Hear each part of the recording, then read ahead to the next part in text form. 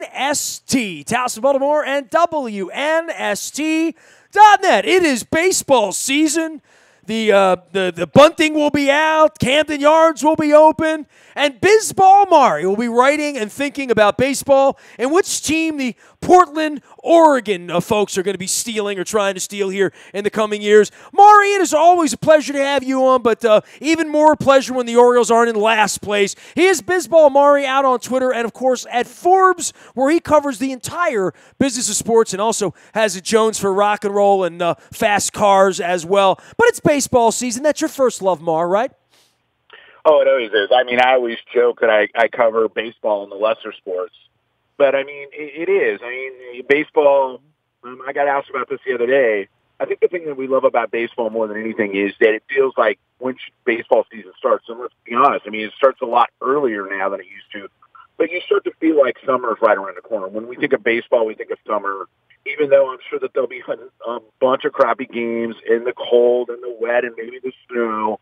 But it's still one of those things to where once baseball season starts, you go, wow, we're not too far away from summer. Well, and you're out on the West Coast. You're out in Portland, Oregon. You and I have talked about this many times, and you've covered baseball. And we are at a crossroads for the sport in so many ways. And, you know, I've spent hours of my time here over the last month along with Alan and Luke and the people that I'm close with that have covered baseball for a long time in discussing all of what ails the game and the pitch clock and the pace of play. And I know you've been crazy about the netting, and one of my dear friends took a line drive off of her skull at Comiskey Park last September and had facial reconstructive surgeries, one of my real Facebook friends and one of my dear friends. So, you know, there's all these causes in baseball, but the number one cause, DH in the National League, all of that stuff, the number one cause for them should be getting more people. Not you, not me, not the diehards, not the guys that had baseball cards back in the 70s,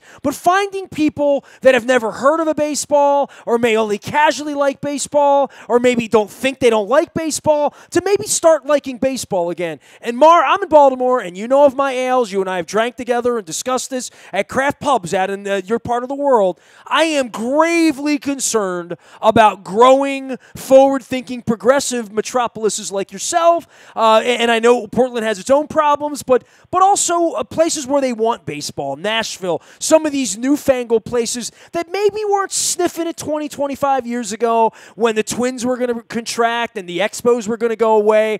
And I can assure you there's nothing that has affected an Oriole fan more than the Expos not going away, right? But this next wave of places that want teams and what the sport is going to do to continue to subsist in your old homeland of Oakland or in Tampa or in Baltimore or in any of these other places where the depression is real and the financial depression amongst the local businesses is also real. And, you know, I have concern about these markets and what's going to come next for baseball. And I know you're out on the front end of covering that more than anybody, man.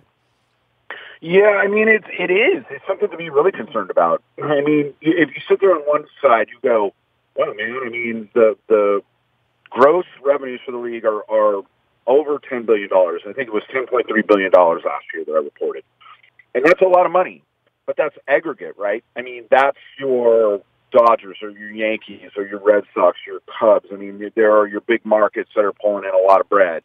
And then there are some markets that are not doing so well. And I think the thing that maybe gives me some hope, and yet it doesn't at the same time. I mean, this is really, I'm very conflicted this year, Nestor. And the reason for that is I see some things happen with some clubs that give me hope that not everybody's going to tank. I liked what the Padres tried to do. I like what the Reds tried to do.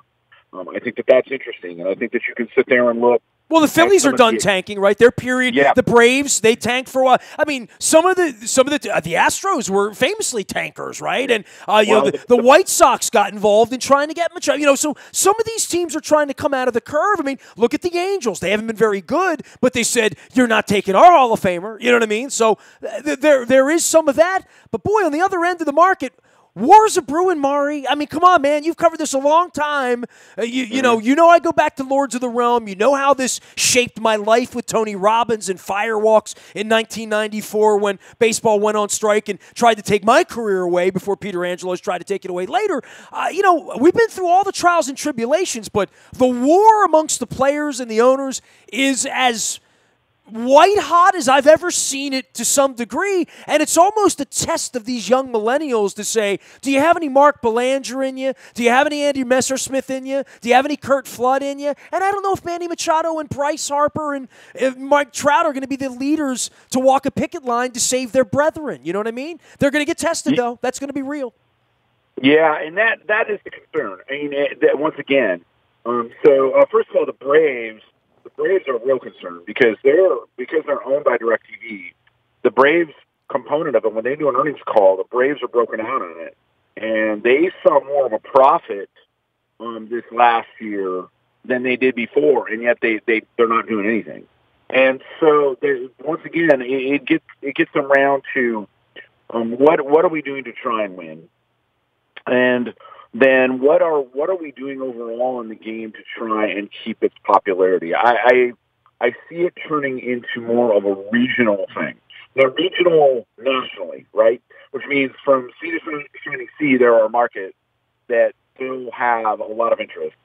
And I think that the regional sports networks have really made it to where, hey, I'm only going to watch my team, and I'm not going to be really interested in everything else. And so if your home team is really bad, then you really don't have any interest of watching anything else, and then you go into this malaise and you get into this state of depression. Well, I promise you in Baltimore, nobody's here watching the Red Sox or the Yankees to watch relevant baseball this year. And I've done sports radio here for 30 years. I mean, there ain't no such thing, Maury. I mean, I over the next 5 years here, I will not have to talk a lot of baseball. And I will with people like you and people I respect and, but I will be talking more about the solvency of the operation here once the Nationals come and take $300-400 million away, and once Masson starts to dry up, to say, where is the money that's going to sustain the Baltimore Orioles in downtown Baltimore beyond 2023? Because, Maury, it's 30 years. The gig's up, as Styx would sing. They need to renegotiate.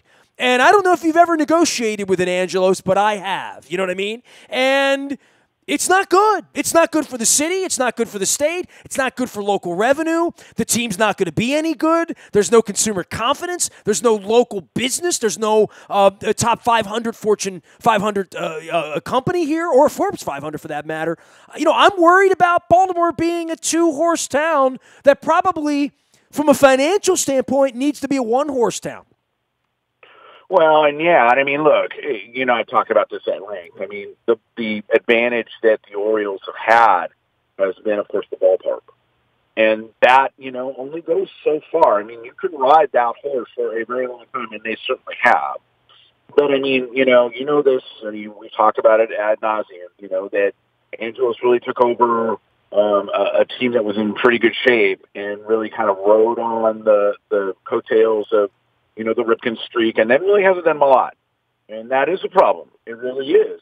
And so I think that the concern, Nestor, if you're looking at this, is the way that I've been looking at it is this way. Baseball as an industry, right? We're not talking about individual clubs, does exceptionally well. On the business side, because games are played every day, that bodes very well for sponsors and for television. And it does well in the ratings. And people want to hitch their wagon to that simply because live content is still king. At a time when television ratings are going down for the traditional, your sitcoms and everything else that you and I normally watch, sports continues to be flat, which is kind of up, right? Everything's going down, this remains flat.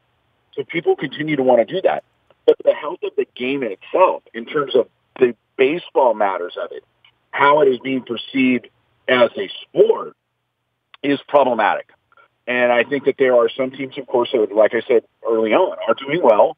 And I think that there are some that are not. And some of this, I think, has to do with the fact that they are well, engorged on central revenue money and revenue sharing. And that really disincentivizes you to win. If you are in a position to where, hey, man, we can suck, our world, we can just be, so below average and still make a profit. Well, what incentive do I have to go into the hole to win? And that's a problem. That really is. Well, this sport was built on sportsmen who wanted to make money but really wanted to win. And all that was sort of brought on by George Steinbrenner challenging all of them and saying, I want to be the guy with the champagne in October, and Augie Bush, if you want to get yours, get in the ring and, put your money into the poker game, son, And that's where it was for 80 years. That's not where it's been the last 20 years, The level set of the aftermath of the steroid era has been a weird corporate era where only the Illiches were going all in, and where the players and the Borises are taking advantage of the owners. And, there were owners that had some financial upside down this until such point where they hoodwinked a city for a stadium or sold or cashed out. But the last 10 or 15 years, Maury, this media bubble's about to burst, but certain places it's not. Dude, I was in Arizona last week, and the Red Sox flew through Arizona to cash the cow at Sloan Park. There were 15,000 people, plus the lawn was asses and elbows, on an 82-degree day. Maury, they were charging $79 to sit on the grass in the outfield for a Red Sox-Cubs exhibition game. And they were getting it. I mean, the Orioles can't get 79 cents for anything at this point, and they've won a couple of games to start the year, and, anybody that's watched baseball knows this is not going to have a happy ending for them, and I don't know what they're going to do to get up.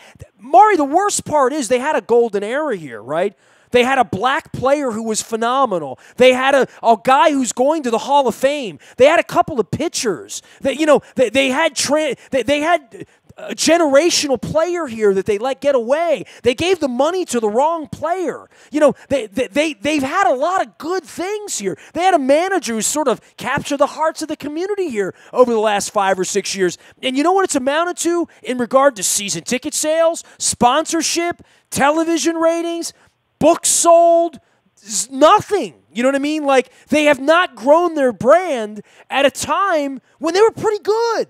That's the really scary part for me, Maury. The bridge is blown up behind them with people like me that won't give them a nickel, and it's everywhere. And I don't know how they're going to combat that, because they're, much like a lot of parts of baseball, they're not very good at what they do. You know what I mean?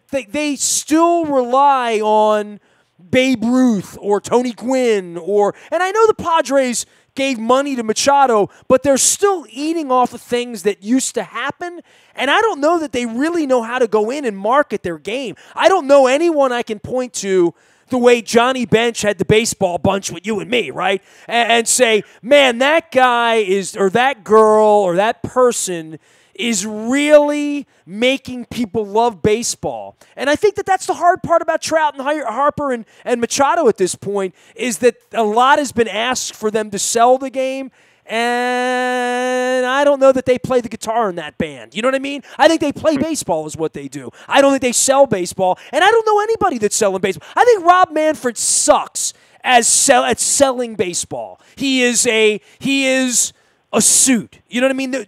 Somebody needs to sell the game and make it exciting to people who aren't old guys like you and me. You know what I mean? Yeah, and I would say that this is something about baseball and how it's changed. I mean, you mentioned Johnny Bench. And look, I was super young at the time, but I saw that era. I'm lucky enough to be old enough to where I saw television before there were 600 channels, and before we had Netflix, and before we had Hulu, and before we had gaming, and we had all this stuff that basically gets in the way. I mean, AC/DC completely screwed up my life in 1980. I heard Back in Black, and all of a sudden, I had to go buy some Tom Petty and some Aerosmith and some Rush and some Permanent Waves. And the next thing you know, George Brett wasn't as sexy as he was before that. Honestly. Yeah. So I think and I'm about ready to write about this.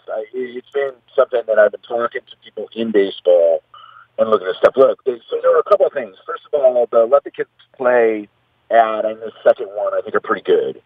I do think that they do well of trying to market the stars. But the biggest problem with baseball, Nestor, is by its very nature, it's at a disadvantage to the other sports, the other major sports. And here's why.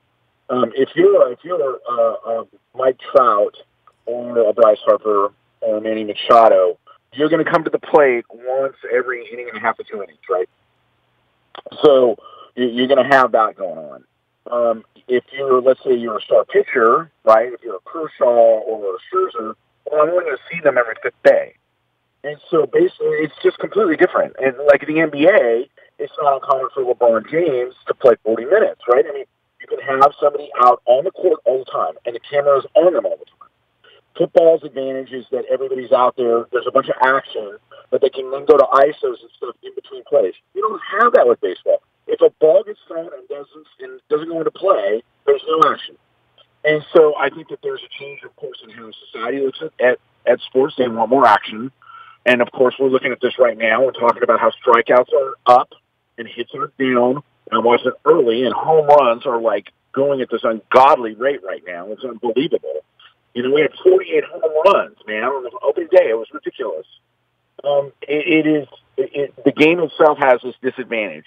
And so I think Rob Manfred actually has been looking at some things and trying to do something about trying to make baseball work on television, right? I mean, hey, when they start shortening up, commercial breaks, then I really believe that they're trying to honestly do something. I think baseball is an arrogance problem, over the course of my lifetime. You know what I mean? Baseball has always said, you'll always be a baseball fan. I mean, your last name's Aparicio. You know what I mean? Like, you're in for life. And I think one of the hard parts, especially when your team sucks, and you're a Mariners guy, right? So you're aware of this, is that, and this goes back to what we had to do in 1978 before Donkey Kong even came around, right? So I didn't even have MTV at that point. I didn't have cable television at that point. But where we are in the modern world, that if you're into a baseball team, it is an incredible investment of time from a soap opera standpoint. Even my mom only had to watch General Hospital an hour a day, right? The 3 to 4 hour a day thing, 6 months a year, every night during dinner hour, where you have a wife that might want to do something else and a child that may like something else, that would even pull people like you and me away from this, that the amount of investment that it takes to be a baseball fan is extraordinary against the rest of anything, where you like cars that go in circles. You like it once a week for 3 hours, right? I like football once a week for 3 hours, right? I like AC/DC, once a year when they come around, or whatever band it is. But if you had to do 3 hours a day of AC/DC 6 days a week, if you started that in April, by June, you probably would want to listen to, something else, some Pantera or something. I don't know. But baseball is arrogant about that, and the rest of the world has come, and I don't know that baseball's been nice enough. Certainly not in my case. Certainly not this franchise in my market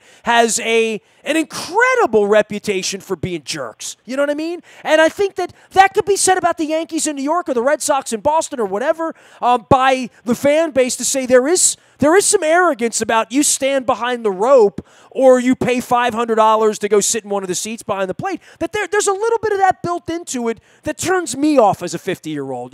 It's not a kid's game; it's a millionaire's game. Well, and that's fair. It is absolutely fair. And look, I mean, there's going to be some questions. Look, it's early, right? I mean, it's 4 days into it, but I'm already starting to hone in on how attendance is. Look, last year, attendance was down, and it continues to go down, but it was a precipitous drop last year. 4% doesn't sound like much, but it is. It was below 70 million, and that is concerning. Now, look, there was what I call, during the period what I called the Selig Reclamation Project, which was all of the new ballparks that opened up artificially inflated attendance for baseball into the 73 million mark. And look, they still are going to get that. Baseball's advantage, whether they're arrogant about this or not. And the thing about it, Nestor, is when I talk to people really toward the top, I've had substantive, long conversations with Manfred and pushed back on him. And he is willing to have those conversations. I will give the guy that. But I do worry about the fact that there are some things that either the optics are bad, not paying minor leaguers, right? It just looks bad. The situation where they were late to, dealing with netting and stuff, so you had bands, like you said, rolling out. We had a We had a woman die at Dodger Stadium last year after getting clocked in the head. Things like that. Well, we also had attacks in the Dodger Stadium parking lot to start the season, right? So yeah, and that's not good. But, I mean, you could get that in any sport. Look, if I go watch the NFL, I can hear about brawls. I see video of it. Then every sport has it. Baseball's problem, I think, largely is this. It does require that investment. And that investment is a lot easier to make when it's 75, 80, 90 degrees out and the kids are out of school and it's summer. Baseball's problem that they got to try to figure out is what you do is now that we start in March, right? March, April, May, early June. What are you doing during those periods of time? Or what are you doing at the tail end of the season when you're a month out from the All-Star break and your team has no shot in hell of making either the division or the wild card? And that's a real problem. And that is the thing that I don't know what they do about it. And this idea, like, look, I'm actually, as a guy that has to cover the Mariners, I actually was like, oh, thank goodness you guys are blowing it up. Because they had been so bad at having their feet in two pools, like trying to do it. Their payroll last year was the highest that it had ever been. And they had continued to be in the $110 million range and just did not make it work. And they're like, you know what? We're going to try this thing differently here. And I was like, oh, thank goodness. You know, I mean, I got something to do. Now, that's different than if you're like Cooley or you're, and you're, you know, if you're and the guys in Pittsburgh, or if you were in places like Miami or in Tampa Bay, or on the flip side, if you're Oakland wins over 90 games, they had the lowest opening day in 40 years. And they didn't win in the day, but there are some systemic problems with some of these clubs that I don't know how they deal with it. And you can't just throw a new ballpark at everything. I think that there needs to be something, you know, I'll give you this. If you want to go ahead and you want to put a pitch clock in there to try and keep games moving, this is different than shaving 5 minutes off a game. This is where I'm sitting in front of my TV and I'm watching a parade of relievers. I'm bored. I'm going to go flip on God knows anything else because this is boring as hell. They have to get their head wrapped around that. And I'm glad that they're trying to do something about this. Every other sport does this. You know, only baseball seems to have this problem with the fans. They don't want to see incremental change. My God, leave the game alone. The game is fine. No, it isn't. No, it isn't fine. It is fine for you because you, as a fan that say baseball is fine, will be there come hell or high water. So I think that is a serious concern for the game. They have to try and figure that stuff out. And, you know, even try some stuff. Is it going to work? I don't know. I don't honestly know if it will or won't. But you have to do something more than nothing. And I think that this labor deal that's coming up, they've got to get their head wrapped around some of this stuff. Some of this stuff is just flat out bad, and the players are bad. They're not putting it nicely. They're not happy. Maury Brown is here. He is BizBall Maury out on Forbes and out on Twitter. You can always find great insights, not just into baseball, but into the business of sports. He's one of my favorite dudes, as well as a rock and roller. Maury, this whole Mick Jagger thing and canceling the tour is giving me a lot of airline miles back. So beware that you might see me at the Rose Garden before it's all over with for something. It's always great to catch up with you and your band, Shoot the Thrill. How many gigs for you guys this year doing the AC/DC music? How many what? How many gigs you doing this year? Oh, my gosh. I think right now it's early. I think we're booked out for like 10 or 15. Nice. But it's early, man. There's a bunch of stuff already in the works. But, yeah, we played Friday night, and it was a good night. I always – the idea that I'm making good money playing music after years and years and years of not making a dime is a nice thing. I'm glad for you. I'm glad for your Forbes gig, and I'm glad that I get to read your work and be your Facebook friend. Always great to have you on, Maury. Take care. I don't know how many meaningful baseball conversations we'll have about the Orioles, but we will have meaningful baseball conversations. I promise you, okay? Well, you know, hey, man, they beat the Yankees, right? Let's just hold on to something. I am, it's April and they're still in it. There he goes, Maury Brown, BizBall Maury, out on Twitter and at Forbes. You can find me out in the Buy at Toyota.com Audio Vault 24 hours a day from anywhere in the world on your mobile device by downloading the TuneIn Radio app. We do come in crystal clear from anywhere in the world. Going to be doing some wrestling and some WrestleMania throwback in honor of WrestleMania coming up this week with Luke as well. So if you hear some wrestling stuff around here. We are honoring WrestleMania. I have old interviews with Stone Cold Steve Austin and Vince McMahon, as well as Mick Foley and Dude Love and The Rock, who called me a jabroni, because I probably was. Nasty at WNST.net finds me. Facebook, Twitter, LinkedIn, Snapchat, Instagram, and opening day ahead. We are WNST.net, AM 1570, and WNST, Towson, Baltimore, and we never stop talking Baltimore sports.